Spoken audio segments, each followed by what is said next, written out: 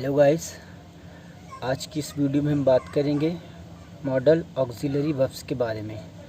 Model auxiliary verbs के बारे में बात करेंगे, इसके रूल्स क्या क्या होते हैं और कौन कौन से होते हैं उसके बारे में हम पढ़ेंगे। सो गाइस, हम स्टार्ट करते हैं।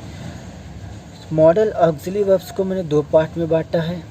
एक होता है मार्जिनल मॉडल्स, एक होता है एब्सोल्यूट मॉडल्स। मार्जिनल मॉडल्स वे मॉडल्स जो एज ए हेल्पिंग वर्ब और एज ए मेन वर्ब दोनों में यूज़ होते हैं, जैसे नीड, डेयर, यूज टू। उसके बाद बात करता हूँ एब्सोल्यूट मॉडल्स की। एब्सोल्यूट मॉडल्स वे मॉडल्स होते हैं जो केवल as a helping verb use होते हैं, जैसे can, could, may, might, shall, should, will, would, must, ought to. Modals के बाद हमेशा वर्ब की फर्स्ट फॉर्म आती है। बिना वर्ब के फर्स्ट फॉर्म के मॉडल संभव नहीं है। तो आज हम बात करेंगे एब्सोल्यूट मॉडल्स के बारे में, जिसमें हम सबसे पहले पढ़ेंगे कैन। कैन का यूज़ पढ़ेंगे कि कैन के यूज़ क्या क्या हैं। सो गाइस, हम स्टार्ट करते हैं यूज़ ऑफ कैन। तो कैन का यूज़ हम पावर, एबिलिटी, कैपेसिटी के सेंस में करते हैं। जैसे यहाँ पे मैंने लिखा है कैन का स्ट्रक्चर की subject plus can plus V1। मैंने बताया था कि मॉडल्स के बाद V1 हमेशा आता है। तो मैंने यहाँ पे एक सेंटेंस लिखा, आई कैन बीट यू। तो यहाँ पे इसका मतलब होता है मैं तुम्हें पीट सकता हूँ। मतलब ये अपनी पावर बता रहा है, एबिलिटी बता रहा है, कैपेसिटी बता रहा है कि मैं तुम्हें पीट सकता हूँ। सो हम कैन को इज एम आर के साथ भी यूज़ कर सकते हैं। हम इसको subject plus is am are plus able to या पावर टू या ability to plus V1 plus object, या हम इसको ऐसे भी यूज़ कर सकते हैं, सब्जेक्ट प्लस हैज़ या have plus able to, power to, ability to plus V1 plus object. यहाँ पे मैंने यहाँ पे लिखा आई कैन बीट यू, तो मैं इसको ऐसे भी लिख सकता हूँ कि I am able to beat you, या I am power to beat you, या I am ability to beat you. मैं इसको एज और हैव के सेंस में भी यूज़ कर सकता हूँ कि I have able to beat you, I have power to beat you, I have ability to beat you. अब इसके बाद हम गाइस बात करते हैं रूल नंबर सेकेंड की। रूल नंबर सेकेंड में हम बात करते हैं कि कैन का यूज़ हम capable of, know how to के सेंस में भी करते हैं। जैसे मैंने यहाँ पे एक एग्जांपल लिखा, यू कैन स्पीक इंग्लिश। मैं इस सेंटेंस को ऐसे भी यूज़ कर सकता हूँ कि you are capable of speaking English. Of के बाद वर्ब की फोर्थ फॉर्म आती है।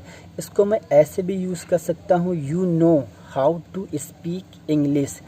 कैन का यूज़ हम capable of, know how to के सेंस में भी करते हैं। मैंने एक सेंटेंस लिखा, यू कैन स्पीक इंग्लिश। इसको मैं ऐसे भी यूज़ कर सकता हूँ कि you are capable of speaking English, या you know how to speak English. इसके बाद मैं बात करता हूँ रूल नंबर थर्ड की। कैन का यूज़ हम permission, allowed to, permitted to के सेंस में भी करते हैं। जैसे मैंने यहाँ पे एक सेंटेंस लिखा, यू कैन गो नाउ। मैं इस सेंटेंस को ऐसे भी यूज़ कर सकता हूँ, you are allowed to go now, या you are permitted to go now. Can का यूज़ हम permission, allowed to, permitted to के सेंस में भी करते हैं। मैंने यहाँ पे एक सेंटेंस लिखा, यू कैन गो नाउ।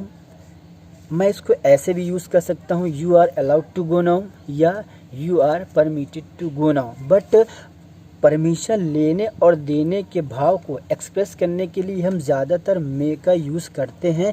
हम कहीं कहीं कैन का भी यूज़ करते हैं। अब इसके बाद मैं बात करता हूँ रूल नंबर 4 की। रूल नंबर 4 में क्या है कि हम कैन का यूज़ हैबिट और नेचर के लिए भी करते हैं।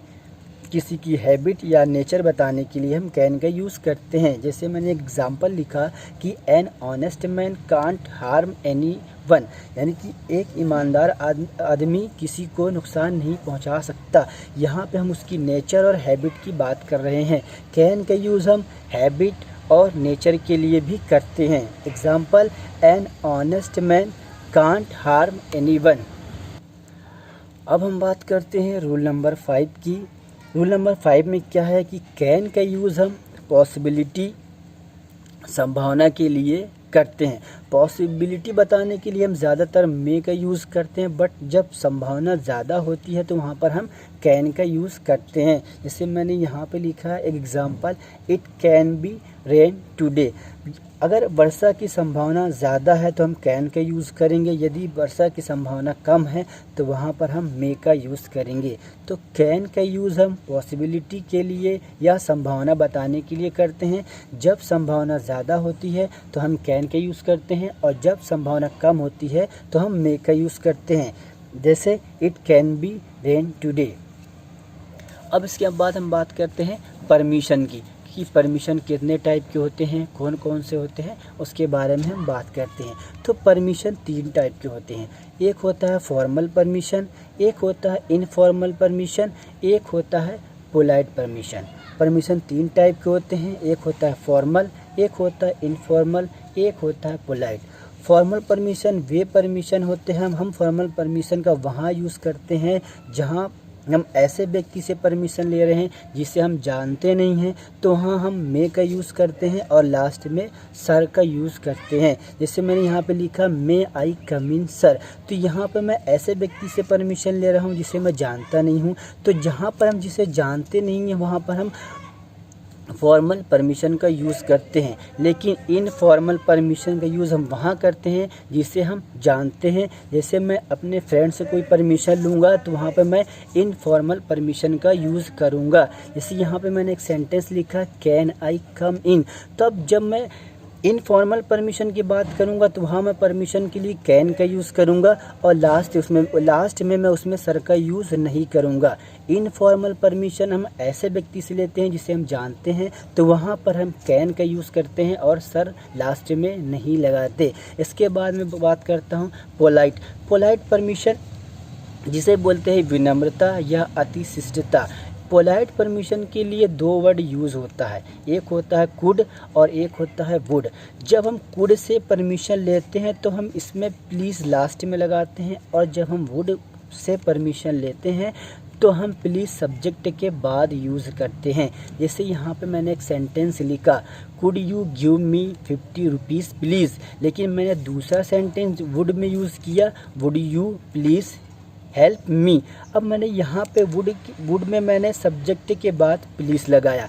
परमिशन फिर से बात बता दे रहा हूँ मैं, परमिशन 3 टाइप के होते हैं, एक होता है फॉर्मल, एक होता है इनफॉर्मल, एक होता है पोलाइट।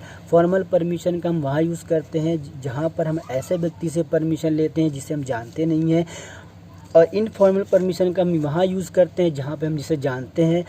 फॉर्मल में हम मे का यूज़ करते हैं, लास्ट में सर लगाते हैं, लेकिन इनफॉर्मल में हम कैन का यूज़ करते हैं और सर का यूज़ नहीं करते। पोलाइट परमिशन, पोलाइट को अतिशिष्टता या विनम्रता बोलते हैं। इसके लिए 2 वर्ड यूज़ होता है, एक होता है कुड और एक होता है वुड। जब हम कुड से परमिशन लेते हैं तो प्लीज़ लास्ट में लगाते हैं, और जब हम वुड से परमिशन लेते हैं तो प्लीज़ हम सब्जेक्ट के बाद लगाते हैं। जैसे मैंने एक सेंटेंस लिखा, could you give me 50 rupees please. फिर मैंने दूसरा सेंटेंस लिखा, would you please help me, तो यहाँ पे मैंने सब्जेक्ट के बाद प्लीज़ लगाया। सो गाइस, आज के लिए इतना काफ़ी है। प्लीज़ मेरे चैनल को सब्सक्राइब कीजिए, लाइक कीजिए, शेयर कीजिए, कमेंट कीजिए। Thanks for watching my video.